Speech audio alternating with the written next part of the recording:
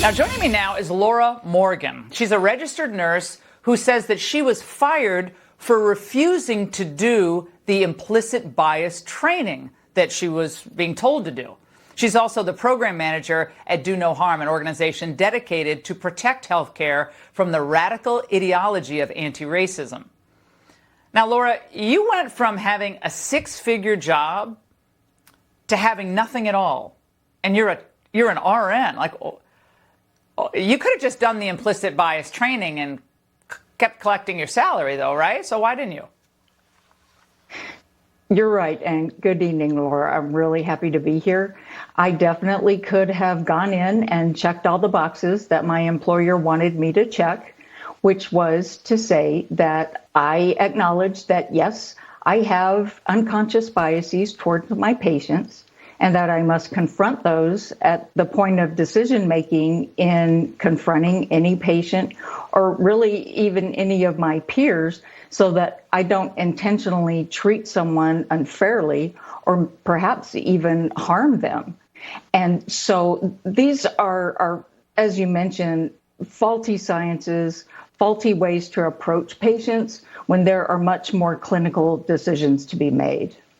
Well, the founder of an organization called Advancing Health Equity, which provides equity training and consulting to companies, thinks differently, Laura. Watch.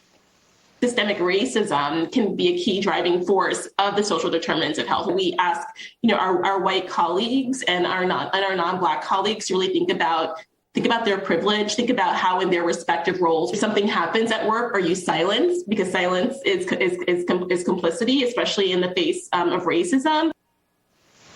Laura, silence is complicity. So if you don't declare yourself guilty of implicit bias and you don't declare yourself an ally in anti-racism, then I guess you can't be a very good RN anymore or a very good surgeon any longer.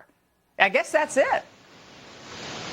That's apparently what they want us to believe. And the idea of implicit bias and its close cousin, anti-racism, declares that the entire healthcare system is systemically racist.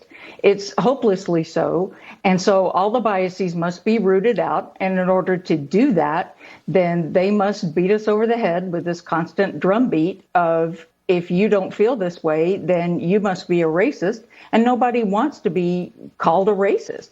And these kind of ideas to be placed in front of healthcare providers really erodes the dynamic of trust that's essential when caring for patients. Well, being woke in the field of medicine means you can actually arrive at really bad medical outcomes, correct? I mean, being woke can kill you in the medical context. Well, you mentioned wanting to be able to take your child to the best physician possible. And so that's really what you want to be on your healthcare providers. The front of their mind is, why is this person coming to see me?